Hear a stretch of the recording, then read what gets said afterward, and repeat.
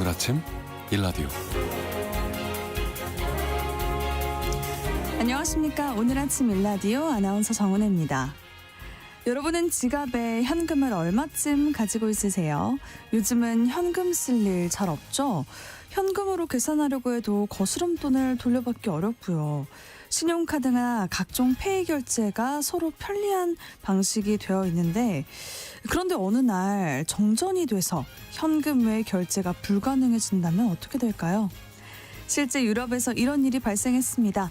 지난달 스페인과 포르투갈에 대규모 전쟁이 발생해서 카드 결제가 안 되고 현금 인출도 안 되고 그러니까 물 한 병 사 먹기도 어려운 재난 상황이 벌어졌는데요.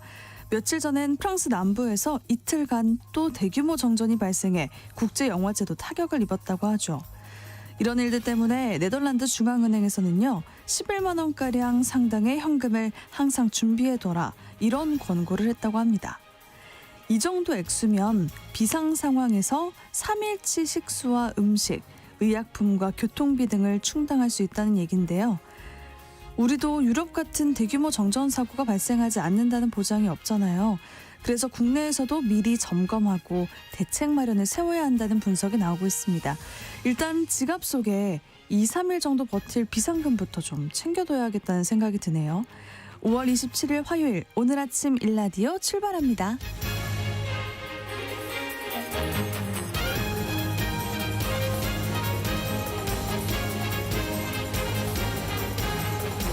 오늘 아침 일라디오, 이 시간은 물론 KBS 일라디오의 모든 프로그램은 유튜브 KBS 일라디오 공식 채널이나 모바일 콩 어플리케이션을 통해서 실시간으로 함께 하실 수 있습니다. 오늘 텃밭 가이드 시간에는요, 각종 병해충들이 확산하는데 어떻게 관리해야 할지 살펴보고요. 마케팅 아이디업 시간에는 여행보다 재미있는 여행 마케팅에 대해서 살펴보도록 하겠습니다. 텃밭 농사에 대한 궁금증과 질문들 지금부터 부지런히 문자 보내주시죠. 단문 50원, 장문 100원이 드는 유료 문자 샵 9730, 샵 9730으로 지금부터 보내주시기 바랍니다. 유익한 정보와 살아있는 이야기가 있습니다. KBS 오늘 아침 일라디오.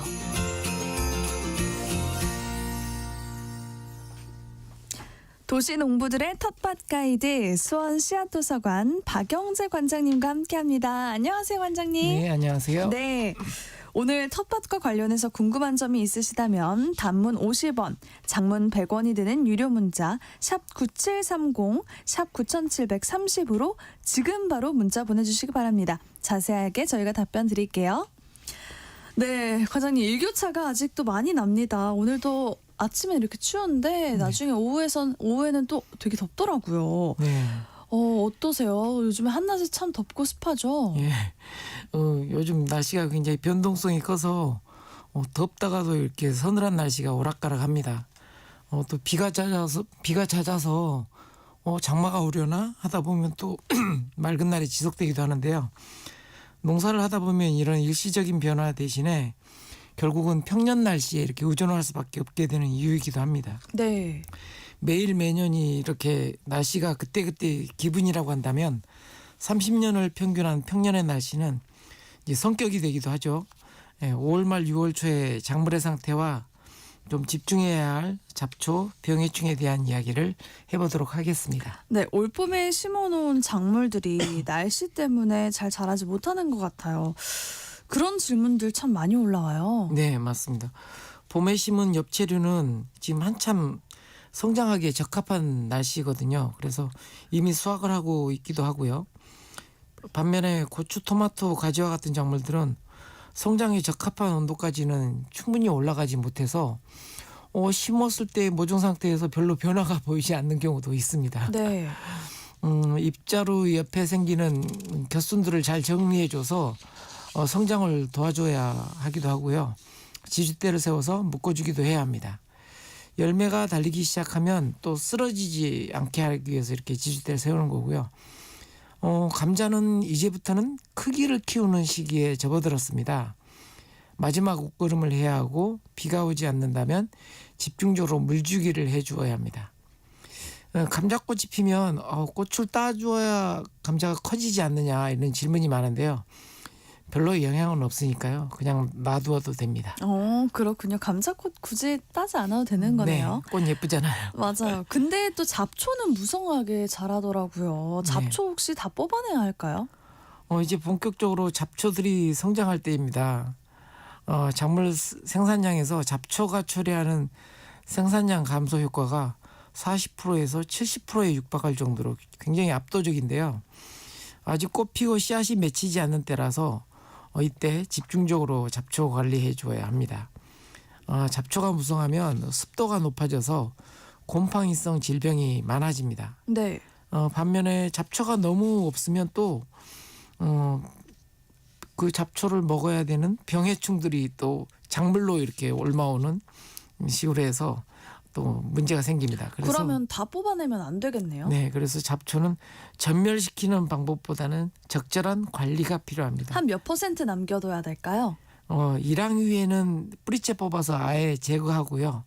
경합을 하니까 작물하고. 네. 반면에 고랑에는 잡초를 베어내서 짧게 유지시키는 방법을 활용합니다. 고랑에서 베어낸 잡초를 일항 위에 올려서 멀칭제로 이렇게 활용하는 것도 좋은 방법입니다. 멀칭제로 활용한다는 건 어떻게 활용하면 되는 거예요? 베어내서 작물 주변에다 이렇게 두는 거예요? 네, 두는 거죠. 그렇군요. 올해 병해충이 많이 생기고 있다고 해요. 이거는 또 어떻게 관리해야 될까요? 기온이 올라가고 습도가 올라가면 식물 병해도 이제 극성을 벌이기 시작하는데요. 작물 생산량에서 병해가 생산량을 감소시키는 비율이 5에서 15% 정도 차지한다고 합니다. 잡초가 습도를 올리기도 하니까 잡초 관리도 병해 관리에 필요한 작업 중에 하나가 되겠습니다. 식물병은 세균, 바이러스, 선충, 곰팡이가 원인이 되는데요. 세균이 4%, 바이러스가 9%, 선충이 20%, 그리고 곰팡이가 65% 정도를 차지합니다. 그러니까 사실 곰팡이성 질병이 절대적으로 많은 편이죠. 우리가 알고 있는 탄저병도 곰팡이성 질병에 속합니다. 그리고 곰팡이성 질병은 식물에 직접 침투해서 감염을 시킵니다. 반면에 세균과 바이러스 그리고 선충과 곤충 등에 의해서 옮겨져서 감염이 됩니다. 일부 농부들이 농기구로 소독하지 않고 작물을 이제 관리할 때 사용해서 농부들을 통해서 감염이 되기도 합니다. 네. 농기구 소독도 정말 중요할 것 같은데요. 이런 병해충 정보를 잘 알고 주의하는 게 참 중요할 것 같아요. 정보는 어디서 얻는 게 좋을까요? 기상 조건이 가장 중요해서 농촌진흥청 그 홈페이지에 보면요. 농업기상재해 조기경보 시스템 그리고 농작물 병해충 예보 시스템을 운영하고 있습니다. 주로는 벼 그리고 이제 과수작물 그리고 밭작물로는 고추작물에 대한 예방 정보를 제공하고 있습니다. 내가 있는 지역에서 심은 작물을 기록하면 주의보, 경보와 같은 예보를 이렇게 표시해 줍니다.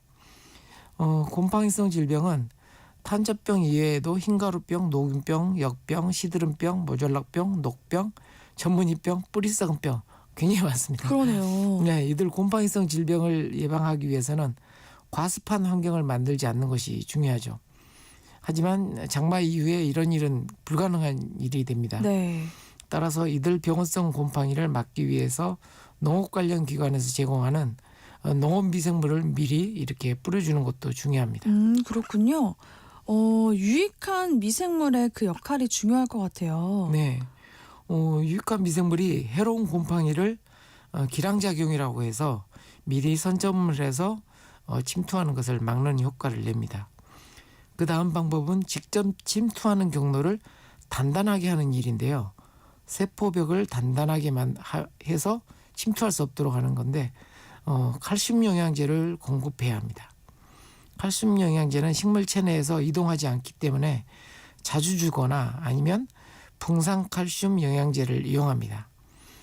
풍산이 식물체 내에서 칼슘의 이동을 도와줍니다. 화학적인 방제로는 살균제를 뿌리게 되는데요. 비 오기 전 그리고 비 온 후에 이렇게 살포하게 됩니다. 네. 화상병, 검은 무늬병 이런 병들도 많다고 하는데 이건 또 앞선 곰팡이성 질병과는 또 다른 건가요? 네. 세균성 식물병으로 화상병, 궤양병, 검은무늬병, 썩은병과 같은 것이 있는데요. 그리고 또 바이러스성 식물병은 잎이 말리거나 괴사하는 증상으로 모자이크 또는 위조, 말림과 같은 것들이 말리는 잎사귀에 말리는 증상들이 이렇게 나타나는 것입니다. 이들 모두가 이제 곤충이나 선충에 의해서 전염되어 나타나는데요. 따라서 이들 세균성, 바이러스성 질병은 해충 관리가 관건이 됩니다. 진딧물, 총체벌레, 응애와 같은 것들이 다양한 작물에 피해를 미치는 해충이고요. 또 특정 작물에만 오는 해충도 있습니다. 이들 해충들이 싫어하는 것들이 있는데요. 바질, 로즈마리와 같은 허브, 그리고 제라늄, 메리골드와 같은 꽃작물을 함께 식재해서 이들 해충들이 많이 오지 않게 예방하는 것이 필요합니다. 그 향 때문에 싫어하나 보네요. 네, 곤충이나 이런 것들이 페로몬이라고 하는 향기 물질로 서로 교신을 하거든요. 네. 그래서 그 향기 물질들이 곤충들이 내는 페로몬 신호 물질을 교란시키는 그런 효과를 냅니다. 그렇군요. 그리고 세균성, 바이러스성 식물병을 막기 위해 방지할 때는 곤충의 경우는 살충제를 넣고요. 응애의 경우는 살비제, 그리고 선충의 경우는 살선충제를 활용합니다. 친환경적인 것도 있는데요. 님 오일이라든지 제충국, 고삼 추출물 등을 활용하기도 합니다. 아직 본격적으로 병해는 나타나지 않고 있는데요. 이제 잡초는 굉장히 지금 바로 이렇게 선제적으로 제초 작업을 서둘러야 될 시기이기도 합니다. 네. 그럼 이제 청취자분들이 보내주신 사연과 질문을 살펴볼게요. 지난주에 미처 답변하지 못했던 사연부터 한번 살펴보도록 하겠습니다. 9086님이 마늘종은 다 뽑아줘야 하나요? 라고 질문을 보내주셨어요. 관장님. 네. 마늘종이 이렇게 나올 때쯤 되면 이제 뿌리도 굵어질 때거든요. 그래서 이 마늘 뿌리를 굵게 만들려면 마늘종을 뽑아주는 게 구근을 키우는데 도움이 됩니다. 그렇군요. 그럼 3357님은 또 상추 뒷면에 오돌도돌 앞면처럼 뒷면이 약간 볼록하면 이건 혹시 벌레 먹은 것인가요? 라고 보내주셨어요. 뭔가요? 상추는 사실은 정상적인 상추도 오돌토돌하잖아요. 네. 예, 이파리가 네. 오돌토돌한 건데 사실은 이제 이게 오돌토돌한 면이 굉장히 심하거나 이럴 때는 잎 뒷면을 봐서 혹시 벌레 흔적이라든지 이런 게 있는지를 살펴보는 게 필요합니다. 네. 그래서 만약 벌레가 있다면 그 벌레를 이제 잡는 게 필요하고요. 근데 보통은 상추는 잎이 오돌토돌해서 어느 정도의 증상인지는 정확하게 파악하기 그러게요. 어렵네요. 그 앞면은 오돌토돌한데 뒷면도 볼록볼록한 느낌인가 봐요. 네, 오히려 이제 앞뒷면이 다 얇으니까. 그렇죠. 예. 네. 1269님이 5월 8일 대파 모종 한 판을 사다가 심었는데 몇 개 안 남고 다 죽어버렸어요. 원인이 뭘까요? 지금 다시 심어도 괜찮을까요? 여기는 안산입니다. 라고 보내주셨어요. 안타까운 사연이네요. 네. 대파가 보통 3월부터 10월 초까지도 심으니까요. 계속 심는 작물, 그러니까 날씨를 안 타는 겨울만 빼고 네. 날씨를 안 타는 작물이라서 계속 심을 수 있는 이제 작물이긴 한데요. 보통 이제 토양 환경이 고자리파리라고 그래서 땅 속에 있는 벌레들이 갉아먹습니다. 그래서 토양 소독을 하든지 아니면 재거름이라든지 이런 걸 좀 충분히 해서 토양 환경을 너무 이렇게 산성에 기울어 있으면 이렇게 고자리파리가 오거든요. 토양을 좀 약간 중화시킨 다음에 이렇게 심는 방식으로, 그리고 배수도 잘 되도록 이 고랑을 좀 잘 확보해서 심어주시면 좋을 것 같습니다. 네, 그렇군요. 그럼 대파 모종 죽은 이유는 뭘까요? 아마 이제 고자리파리가 고자리파리. 땅 속에서 이렇게 갉아먹은. 그래서 네, 뿌리 쪽을. 그렇군요. 네. 네. 5681님이 저는 지인께서 더덕 묘목 20여 개를 갖다 줘서 텃밭에 심을까 하는데 심는 방법과 또 거름 주기 그리고 판 두둑과 고랑 두둑 중 어떤 두둑을 만들어 심어야 좋을지 궁금해요 라고 하셨어요. 네. 더덕은 이게 뿌리 작물이죠. 그래서 좀 넓은 일항에다 심게 되고요. 이제 유기줄이 좀 풍부하고 그다음에 배수가 잘 되는 환경에서 심어야 합니다. 그래서 넓은 일항 그러니까 폭이 1m에서 1m 20 정도의 넓은 일항에다 심게 되고요. 뭐 심는 간격은 보통 이제 30cm 정도의 간격을 심게 됩니다. 그리고 보통 이제 더덕 묘목 모종을 보면 한 판에 한 개에 한 두세 개씩 이렇게 같이 모아서 이렇게 나오거든요. 네. 그래서 심게 될 때는 이렇게 두세 개씩 모아져 있는 것을 심때 나중에는 이제 솎아주기를 해야 되고요. 밭 일항을 만들 때 돌이라든지 이런 것들을 좀 잘 골라내서 그래야 이제 더덕 모양의 뿌리가 곱게 나오거든요. 아, 돌이 있으면 곧게 뻗어나갈 때 좀 방해가 되는군요. 네네. 그렇게 하고 보통 이제 거름은 첫 해에는 7월, 8월에 이렇게 한번 주게 되고요. 그다음에 이듬해 2년째는 이제 6, 7월쯤에 이렇게 두 번에 걸쳐서 이렇게 웃거름을 주어서 길러야 합니다. 그렇군요. 5428님이 텃밭에 방울토마토를 심고 꽃을 맺었는데 그 이후 열매를 맺지 않고 꽃이 시들어 버렸어요. 직접 수분을 해야 할까요? 라고 보내주셨네요. 꽃이 원래 진 다음에 열매가 맺죠. 네. 근데 그렇지 않았나 보네요. 네. 이건 수분의 문제일 수도 있지만 사실은 이제 첫 번째 화방들은 대개 이제 1화방, 2화방, 3화방 이렇게 아래에서부터 위로 이렇게 꽃이 계속 피어 나가거든요. 네. 그래서 아마 1화방에는 꽃이 피더라도 열매가 하나 열릴까 두 개 열릴까 이 정도밖에 안 열립니다. 그리고 이제 날씨가 본격적으로 따뜻해지면서 2화방, 3화방 쪽으로 올라가면서 이렇게 열매가 제대로 이제 달리기 시작하거든요. 그리고 이제 꽃은 대개 이렇게 직접 이렇게 인공 수분을 해줄 필요 없이 꽃이 흔들리면서 이렇게 자가 수분을 하기 때문에 수분은 신경 쓰지 마시고요. 오히려 이제 꽃이 계속적으로 올라오면에 따라서 웃거름을 해서 작물 성장을 도와주는 것에 신경을 써주시면 2화방, 3화방부터는 아마 본격적으로 열매 달 겁니다. 그렇군요. 꽃이 시들었는데 열매가 안 열려서 얼마나 초조하셨겠어요. 그렇죠?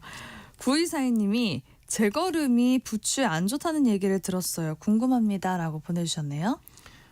제거름은 부추에 굉장히 중요한 거름입니다. 좋은 거네요. 네, 뿌리 작물이잖아요. 네. 뿌리로 이렇게 번져나가는 그런 작물이라서 뿌리 거름이라고 할 수 있는 제거름은 아주 부추라든지 파라든지 감자, 고구마 모두에 아주 중요한 거름입니다. 그렇군요. 2361님. 박 소장님 나오는 소설책 제목이 알고 싶습니다. 이거 무슨 얘기예요? 지난 방송에서 한번 이제 이 책을 소개한 적이 네. 있어서 그걸 제때 이제 못 들으신 분들이 아마 궁금하신가 봐요. 소설 서유구라고 하는 서유구. 임원경제지를 쓰신 조선시대 이제 실학자분이신데 네. 그분의 일대기에 대해서 쓴 책이 있습니다. 네. 그게 이제 소설 서유구인데요. 그 책에 잠깐 제가 나옵니다. 그렇군요. 신기하네요. 8287님이 과일이 이미 열린 나무에 퇴비를 해도 될까요? 라고 하셨어요. 네. 보통 이제 과수나무에 이렇게 거름을 할 때는 본격적인 성장기 이전에 거름을 하게 되거든요. 그러니까 낙엽이 다 진 다음에 가을에 주는 감사거름, 그리고 새싹이 돋기 이전에 주는 이제 봄 거름이 있거든요. 이런 식으로 두 번에 걸쳐서 주게 되고요.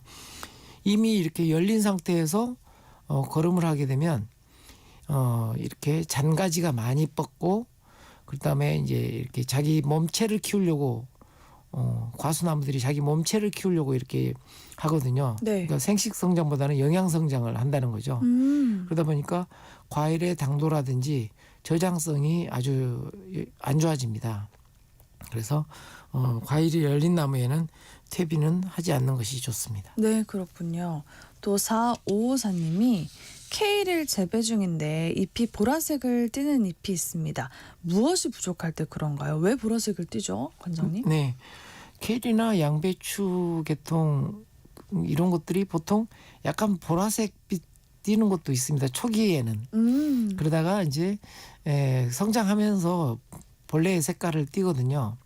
그러니까 정상적인 예, 그런 정상적인 현상이네요. 겁니다. 네. 예, 무엇이 부족한 건 아닙니다. 그렇군요. 1190님. 깨묵 발효시킬 때 맹물을 사용하나요? 고추 비료를 고랑에 뿌리라고 하셨는데 비닐이 있고 골이 없습니다. 고추까지 갈까요? 라고 하네요. 네. 어떻게 될까요? 깨목을 발효시킨 때는 보통 이제 수돗물이나 이제 이런 것들을 하는데요. 액비로 이렇게 발효를 시킨 거잖아요. 네. 그러니까 고랑에 이렇게 뿌릴 필요가 없이요. 분무기를 통해서 연면시비 잎사귀에다가 이렇게 주는 방식으로. 아, 분무기로요? 네, 연면시비하는 형태로 이렇게 주시는 게 좋고요. 고랑에다 이렇게 뿌리면 아무래도 다 흘러내리겠죠. 그래서 아까운 거름 이렇게 버리지 마시고 분무기를 통해서 연면시비하는 방법으로 영양 관리해 주시기 바랍니다. 네. 또 4240님. 수박을 심을 때 모종을 심기도 하는데 씨앗을 밭에 비닐을 깔고 직파해서 심는데요. 두 가지 중에 어느 것이 더 잘 자라나요? 수박 먹을 때 씨앗을 발라서 직파해서 심어도 잘 자라나는 것 같아요. 라고 하셨어요. 네, 보통 이제 씨앗 어떤 수박인지를 잘 보셔야 되는데요. 종자 자체가 F1 종자라든지 뭐 이런 때는 씨앗으로 심었을 때는 싹이 잘 나는데 결실까지 제대로 되는지는 저희가 단정적으로 얘기할 수가 없어요. 그래서 씨앗을 구매하거나 이렇게 모종을 구매해서 심는 게 좋고요. 씨앗을 직파하면 장점이 뿌리 활착이 굉장히 잘 된다는 점이 있고요. 직파가 그냥 씨앗을 심는 바로 거예요? 파종하면 아, 대신에 이제 모종을 심으면 씨앗이 이제 뿌리 활착하는데 좀 오랜 시간이 좀 걸린다는 거 그런 것만 유의하시면 될 것 같습니다. 네, 좋습니다. 8937님, 텃밭에 심은 생강, 하얀 부직포를 거두니까 싹이 하나둘 올라왔어요. 생강싹보다 풀이 더 많지만요. 웃거름이랑 물주기 방법 알려주시면 감사하겠습니다. 라고 하셨네요. 네.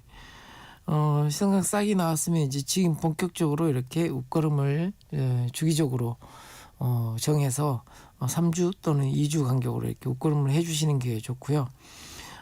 물주기 방법은 사실은 좀 그 물을 자주 주긴 해야 되거든요. 근데 보통 이제 넓은 일항에 심었다고 한다면 요즘 같은 날씨에서는 그냥 물주기는 안 하셔도 되고요. 웃거름으로 좀 잘 관리하셨으면 좋겠습니다. 네. 4668님, 옥수수가 싹이 나오는데 노란색을 띠는 것을 심어도 되나요? 네, 옥수수로 이렇게 모종을 내다 보면 가끔 노란색이 나오다가 싹이 하얀색으로 바뀌거든요. 그래서 이제 보통 백색증이라고 하는데 이게 이런 벽과 작물들이 이렇게 가끔 하얀색으로 되는 것들이 있습니다. 네. 이런 것들은 엽록소가 없으니까 모종 상태에서 자라다가 결국 말라버려요. 네, 그래서 초록색으로 잘 나오는 그런 옥수수싹을 유지하시고 이렇게 노란색들은 지켜보시면 이제 하얀색으로 되는 거 이거 한번 보시기 바랍니다. 그냥 지켜만 봐요? 뽑지 말고요? 뭐 이제 심을 때쯤 이제 하얀색으로 바뀌면서 어차피 모종이 안 되니까요. 예. 아, 어쩔 수 없이 그렇게 네. 되는군요. 네. 네, 알겠습니다. 시간상 오늘은 여기서 마무리하고요. 답변 못 드린 질문들 저희가 다음 주에 이어서 답변해드리도록 하겠습니다. 텃밭 가이드 시간, 지금까지 수원 씨앗도서관 박영재 관장님과 함께했습니다. 고맙습니다. 네, 감사합니다.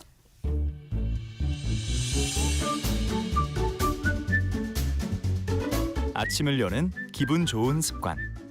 KBS 오늘 아침 일라디오. 사람들이 무엇에 관심이 있고 뭘 필요로 하고 가치를 느끼는지 트렌드를 읽고 마케팅 전략을 세워보는 시간입니다. 마케팅 아이디 업 시간. 오늘은 여행보다 재미있는 여행 마케팅 사례에 대해서 살펴보도록 하겠습니다. 마이테이스트 민지영 대표님과 함께합니다. 안녕하세요. 네, 안녕하세요. 네. 요즘 이제 날씨가 너무 좋아서 여행을 떠나는 분들이 정말 많아졌습니다. 그런데 요즘은 여행만큼이나 여행을 둘러싼 그 마케팅도 뜨겁다면서요? 네, 이제 날씨가 따뜻해지다 보니까 주말마다 야외로 나가시는 분들 정말 많은데요. 네. 기업들도 덩달아 여행 관련 마케팅에 관심이 많기도 합니다. 근데 기존의 여행 마케팅이라고 하면 여행사나 항공사에서 할인 프로모션을 하는 것들을 많이 생각하실 텐데 요즘은 여행 자체도 중요하지만 여행까지 가는 과정 또 여행을 어떻게 기억하게 만들 것인가를 고민하는 브랜드들이 많아지고 있거든요. 그래서 색다른 마케팅 사례들이 많이 나오고도 있습니다. 그래서 제가 처음 소개해드릴 사례는 바로 네덜란드의 맥주 브랜드 H사의 무인바예요. 그래서 이들이 지난 4월에 서울 연남동에다가 새벽 4시에만 여는 무인바를 만들었습니다. 우와. 네, 바로 유럽 축구 챔피언스리그 생중계 시간에 맞춰서 연 트러스트 바예요. 저 이거 본 것 같은데요? 네, 아무래도 축구 팬들은 새벽에 이제 집에서 혼자 몰래 보거나 조용히 봐야 하니까 축구 팬들을 이렇게 바에 모이게 해서 같이 응원하게 만들었습니다. 재밌죠. 그럼 다 같이 모여서 응원하니까. 네, 거기다가 바의 이름이 트러스트인 것처럼 한국은 카페에 노트북을 두고 화장실을 가도 아무도 훔쳐가지 않는 신뢰의 나라잖아요. 맞아요. 그래서 트러스트 바예요? 네, 그래서 새벽 4시에 우리가 무인바를 열어둬도 양심적으로 와서 맥주와 축구를 온전히 즐기기만 할 것이다 라는 믿음으로 무인바를 만들었다고 합니다. 그래서 축구 응원 세트나 안주 그리고 H사의 맥주들이 준비돼 있었고 팬들이 자유롭게 들어와서 이 공간을 이용할 수 있었는데요.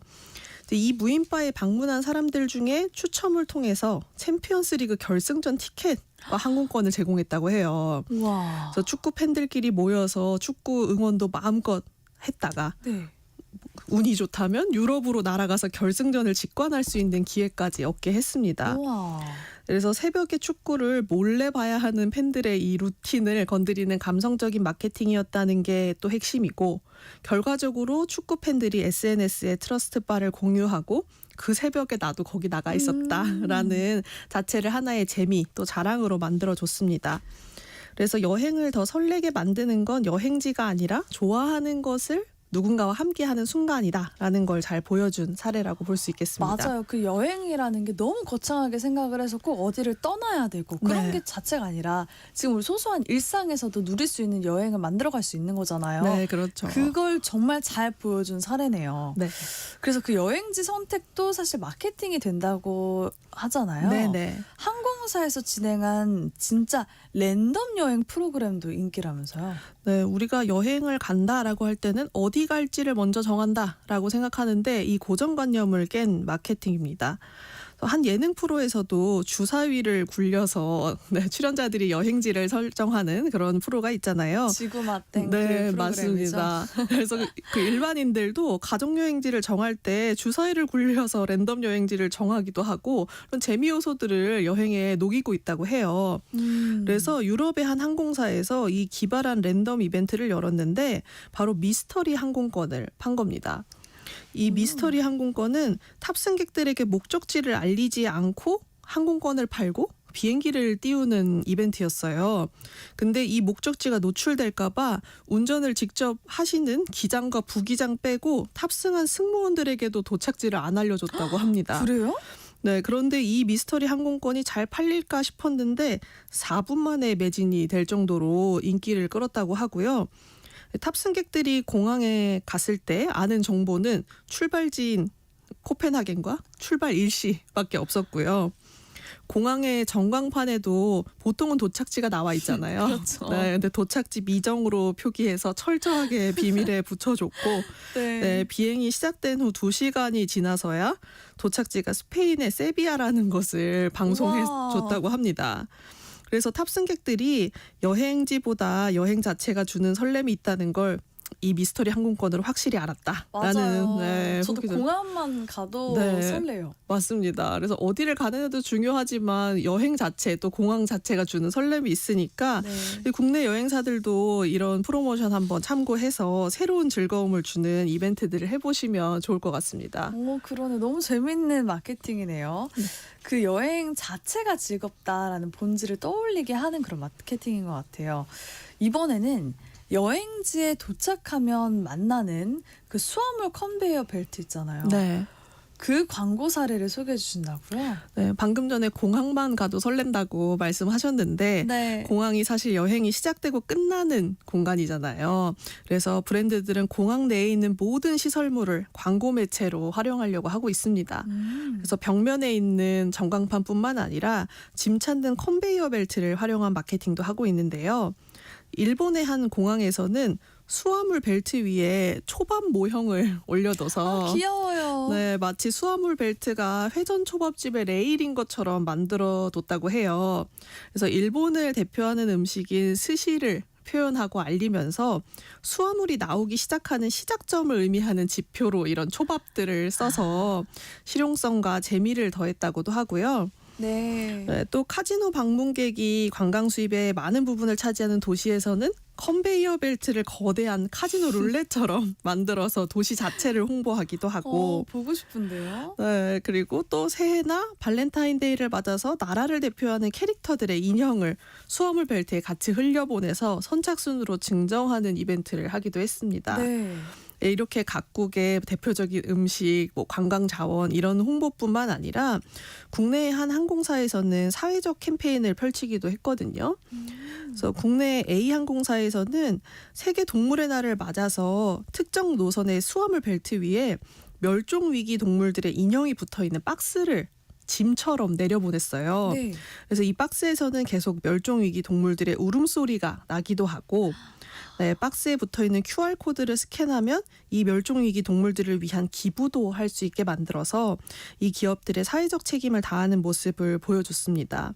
그래서 이렇게 짐을 기다리는 지루하기도 한 시간, 또 주변을 가장 많이 둘러보게 되는 시간을 놓치지 않은 기발한 광고들입니다. 네, 그러네요. 너무 재밌어요.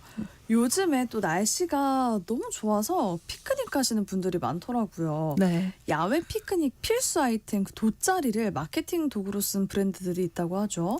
네, 요즘 공원이나 한강에 피크닉 많이 가시고 네. 네, 저도 한강에서 뭐 치킨과 맥주 이런 거 즐기기도 하는데요. 네. 네, 막상 도착해서 보면 특히 갑자기 가는 경우에 돗자리를 깜빡하는 경우가 많아요. 근데 이런 상황을 기회로 만들어서 과거에도 한 치킨 브랜드가 이 한강 공원들마다 브랜드 로고가 새겨진 노란색 돗자리를 무료로 배포한 다음에 돗자리 위에 있는 QR코드를 통해서 치킨을 주문하게 한 사례가 있었거든요. 오. 그래서 돗자리를 깜빡한 시민들이 자연스럽게 치킨 브랜드의 돗자리를 사용하게도 하고 또 이게 현장에서 브랜드 노출만 하는 게 아니라 배달 주문까지 계속 늘어나게 하는 일석이조의 효과를 가져왔습니다. 그러네요. 네. 그래서 해외에서도 이렇게 피크닉에 빠질 수 없는 음료나 주류 회사들에서 보통 이렇게 돗자리 관련된 마케팅을 하는데요. 네, 제품이 그려진 돗자리 혹은 예쁜 일러스트들이 그려진 돗자리를 한강 공원이나 뭐 피크닉하는 장소에다가 제공을 해서 브랜드와 또 소비자를 연결하는 매개체로 활용을 하고 있습니다. 네, 똑똑한 마케팅이에요. 네, 맞아요. 그래서 단순히 그 돗자리에다가 음료 그림만 그리는 게 아니라 한 음료 브랜드는 해변가에다가 한 장씩 뜯어갈 수 있는 비치 타월까지 네, 비치를 해서 네, 인기를 끈 적이 있는데 그리고 플립플랍, 샌들, 네, 모래에 내 신발 신고 들어가면 묻는 경우가 있잖아요. 네네네. 네, 그래서 비치 타월 1개 그리고 네, 샌들까지 걸어둬서 소비자들에게 좀 실용적인 도움을 주는 네, 마케팅도 했습니다. 실용적인데 꽤 자연스러운 마케팅 전략이잖아요. 네, 그러니까요. 그리고 해변을 갈 때 이제 불편함을 느낄 수 있는 소비자들을 위해서 이렇게 그 실질적인 도움을 주는 굿즈들을 제공한 건데요. 네. 이제 돗자리나 타월 이런 신발 같은 건 사실 그냥 광고 보다는 제공할 수 있는 수량이 좀 한정적이라서 네. 브랜드 노출을 하는 게 쉬울까라는 생각을 하긴 하지만 이 돗자리나 비치타월을 가지고 피크닉을 즐기는 사람들이 자연스럽게 돌아다니면서 브랜드 노출해주고요. 또 SNS에 사진까지 공유를 하면서 추가적인 홍보 효과도 얻을 수 있었습니다. 그래서 이렇게 브랜드를 알리는 마케팅 덕분에 소비자들에게 긍정적인 인상을 남겨서 브랜드 호감도까지 도움을 주는 사례라는 생각이 듭니다. 정말 실용적인 것을 주면서 네. 이제 긍정적인 인상을 심어준 그런 재미있는 마케팅 사례인 것 같습니다. 네, 이번에는 한국 방문을 하는 관광객들의 문화를 살펴볼 텐데요. 최근 한국에 오는 외국인 관광객들 사이에서 K 등산이 새로운 트렌드로 떠오르고 있다면서요? 이게 왜죠? 네, 젊은 특히 MZ세대의 외국인 관광객들 사이에서 K등산 이 문화가 새로운 여행 트렌드로 주목을 받고 있습니다. 그 이유가 서울은 도심과 가장 가까운 곳에 산들이 위치해 있어서 짧은 시간에 도심도 즐기고 자연도 즐길 수 있는 등산 코스가 많기 때문이라고 해요. 네. 그래서 지하철을 타고 가다가 내리면 갑자기 산에 입구가 나온다라는 외국인들의 후기가 있을 정도로 도심 속 자연들이 외국인 관광객들에게 이 매력으로 다가가고 있다고 하거든요. 그렇군요. 네, 그래서 특히 SNS를 통해서 이 등산 문화가 소개가 되면서 외국인들 사이에서도 하나의 문화 체험으로 K 등산이 자리를 잡고 있습니다.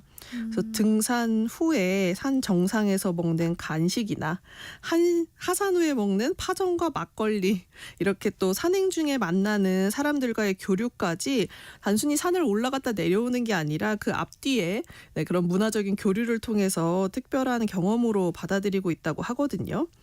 그래서 서울뿐만 아니라 가을에는 설악산 투어 겨울에는 강원도의 설산 투어를 떠나는 외국인 관광객도 증가하면서 전 세계적으로 한국의 로컬 산 투어의 인기가 늘어나고 있다고 해요. 네. 네, 그래서 등산 가이드를 동반한 산행 프로그램이나 등산 후에 전통 음식을 체험할 수 있는 패키지들이 계속해서 생겨나고 있고요. 또 등산용품 브랜드들이 외국인 등산 초보자들을 위한 장비 대여 서비스, 또 다국어로 제공하는 등산 안내서를 통해서 또 한국의 등산 문화를 쉽게 접할 수 있도록 도와주고 있다고 하니까 네. 이 K 등산이 새로운 관광 콘텐츠로 자리매김하기를 저도 바라봅니다. 네. 오늘 다양한 여행 관련 마케팅을 저희가 살펴봤는데 이렇게 색다른 여행 마케팅 계속 나오는 이유는 어디에 있다고 보시나요? 네, 먼저 SNS를 통해서 전 세계가 온라인으로 연결되면서 여행 마케팅도 훨씬 다양해진 거라는 생각이 들거든요. 네. 지구 반대편에 내 또래가 좋아하는 여행 방식을 내가 간접적으로나마 체험을 하면서 로컬 문화를 자연스럽게 받아들일 수 있게 된 게 여행 상품에도 반영되고 있다라고 보고요. 또 하나는 소비자들이 선호하는 랜덤 트렌드, 친환경과 같은 주요 소비 트렌드를 여행에도 접목해서 또 다른 재미를 주고 있습니다. 네. 그래서 일본의 한 브랜드는 벚꽃 시즌을 맞이해서 젊은 세대를 겨냥한 음료를 출시했는데 음료를 많이 파는 프로모션만 한 게 아니라 벚꽃 AI 카메라 어플을 출시했어요. 우와. 근데 평범한 카메라가 아니라 벚꽃을 찍으면 자동으로 나무의 건강 상태를 관련 기관의 데이터로 전송하는 기능을 가지고 있었거든요. 그 나무의 건강 상태를요? 네, 그래서 사진 찍는 행동이 자연과 나무를 오래 보존하기 위한 데이터로 활용을 했습니다. 그래서 출시 한 달 만에 연간 목표 판매량의 40%나 달성을 했다고 하니까 벚꽃 나들이도 하고 자연과 나무도 지키는 마케팅이 됐다는 생각이 들고요. 이렇게 즐거운 경험에다가 새로운 트렌드까지 또 의미까지 더한 사례들이 점점 더 생겨나면서 여행을 가는 소비자들에게 설레임을 제공하는 것 같습니다. 네, 그렇군요. 저는 이제 휴가철에 네. 어디로 여행을 갈까 이런 생각을 슬슬 하게 됐는데 혹시 대표님 그런 여행지 있으신가요? 네, 저는 사실 서울을 떠나는 것만으로도 네, 뭔가 새로운 경험이 될 것 같다라는 생각이 들고 그다음에 도심이 아닌 곳에서 저는 바다 보면서 좀 힐링하려는 생각을 가지고 있습니다. 네. 네. 근데 저는 그 여행해주는 설렘 그 자체를 느끼고 싶어서 네. 아까 대표님이 소개해주셨던 그 랜덤 미스테리? 여행. 네, 네. 랜덤 그 여행지? 네, 네. 그걸 꼭 한번 경험을 해보고 싶어요. 국내에도 그게 꼭 도입이 됐으면 좋겠네요. 네, 맞아요. 네. 그러면 여러분 아이디어 좀 얻으셨나요? 마케팅 아이디 업 시간 마이테스트 민지영 대표님과 함께했습니다. 잘 들었습니다. 네, 감사합니다. 네, 오늘도 맑은 날씨가 이어지다가 소나기가 내릴 수 있다고 합니다. 이번 주 내내 소나기가 잦은 날씨라고 하는데요. 작은 우산 하나 챙기시는 게 좋겠어요. 전 내일 뵙겠습니다. 오늘 아침 일라디오 지금까지 아나운서 정은혜였습니다. 감사합니다.